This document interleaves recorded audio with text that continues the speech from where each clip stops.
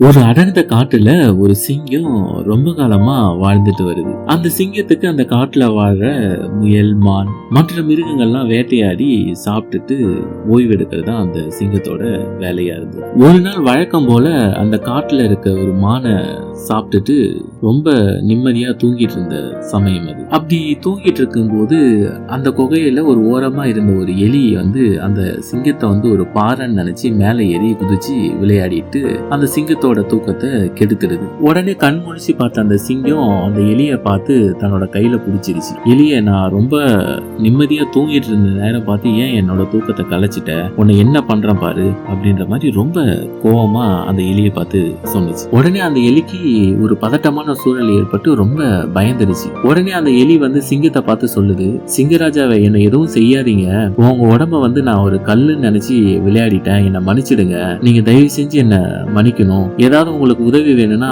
நான் கண்டிப்பா செய்யறேன் அப்படின்ற மாதிரி அந்த எலி சிங்கத்துக்கிட்ட சொல்லுது. எலி பேசுறதை கேட்டு அந்த சிங்கம் அந்த காடே அதிர்ற மாதிரி ரொம்ப சத்தமா சிரிக்குது. அந்த எலிய பார்த்து கேக்குது, எலியே, நீ ரொம்ப ஒரு பொடி பையன், உருவத்துல நீ ரொம்ப சின்னவன், நானே மலை போல ஒரு தோற்றம் கொண்ட ஒரு பெரிய கம்பீரமான காட்டுக்கே ராஜாவான சிங்கம், உன்னால எனக்கு என்ன உதவி செய்ய முடியும் அப்படின்ற மாதிரி அந்த எலிய பார்த்து சிங்கம் கேக்குது. கேட்டுட்டு அந்த சிங்கம் சொல்லுது, நான் இப்பதான் வயிறு நிறைய சாப்பிட்டுட்டேன், அதனால எனக்கு இப்ப பசியும் இல்ல, அதனால உன்னை நான் உயிரோட விட்டுறேன், எங்கேயாவது ஓடி போயிடு அப்படின்ற மாதிரி சொல்லுது. அது மட்டும் இல்லாம உருவத்துல ரொம்ப சின்ன உருவமா இருக்க நீனு, உன்னை சாப்பிட்டா எனக்கு அவமானம் தான், குழைச்சு போ அப்படின்னு சொல்லிட்டு அந்த எலியை விட்டுடுது. எலியும் சந்தோஷமா, அப்பா சிங்கத்துக்கிட்ட இருந்து தப்பிச்சிட்டோம் அப்படின்னு சொல்லி உயிர் பிழைச்சோம் அப்படின்னு சொல்லிட்டு திரும்ப அதோட இடத்துக்கு போய் வாழுது. வழக்கம் போல சிங்கம் ஒரு நாள் ரொம்ப பசியில இருக்கும்போது வேட்டையாட போகுது. ரொம்ப நேரமா அலைஞ்சு பாக்குது, அதுக்கு சாப்பாடு எதுவுமே கிடைக்கல. அந்த காட்டுல ரொம்ப நேரம் தேடி பார்த்தும் சிங்கம்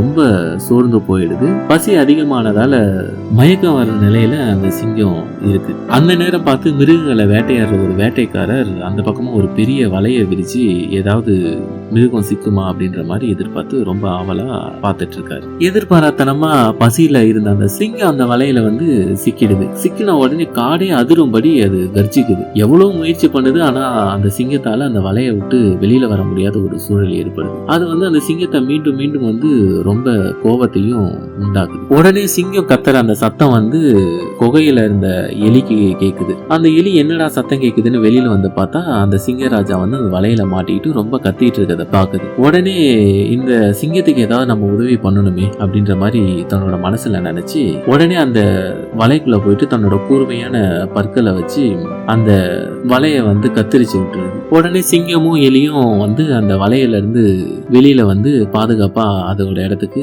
போயிடுதுங்க. கடைசியா அந்த வேட்டைக்காரர் ஏமாந்து போயிடுறாரு. அப்போது அந்த சிங்கம் எலியை பார்த்து சொல்லுது, எலியே, அன்னைக்கு நீ என் தூக்கத்தை கலைச்சி என்னை கோவப்படுத்தின, நான் வந்த கோவத்துக்கு உன்னை கொல்லாம விட மாட்டேன் அப்படின்ற மாதிரி எல்லாம் பேசினேன். அப்போ நீ சொன்ன தக்க சமயத்துல நான் என்னால முடிஞ்ச உதவியை செய்யறேன் அப்படின்ற மாதிரி சொன்னேன். அப்போ நீ சிறிய உருவமா இருக்க, உன்னால எனக்கு என்ன உதவி செய்ய முடியும் அப்படின்ற மாதிரி நான் நக்கலா கேட்டேன். இப்ப நான் அதுக்கு ரொம்பவும் வருந்துறேன், என்னை மன்னிச்சிடு அப்படின்ற மாதிரி சிங்கம் எலியை பார்த்து சொல்லுது. என்னதான் உருவத்துல மிகவும் சிறியவனா இருந்தாலும் என்னோட உயிரையே நீ காப்பாத்திட்ட, உன்னோட உதவியை நான் என்னைக்குமே மறக்க மாட்டேன், உன் உதவிக்கு மிக்க நன்றி அப்படின்னு சொல்லி ரெண்டு பேருமே பெரும் மகிழ்ச்சியுடன் திரும்புறாங்க.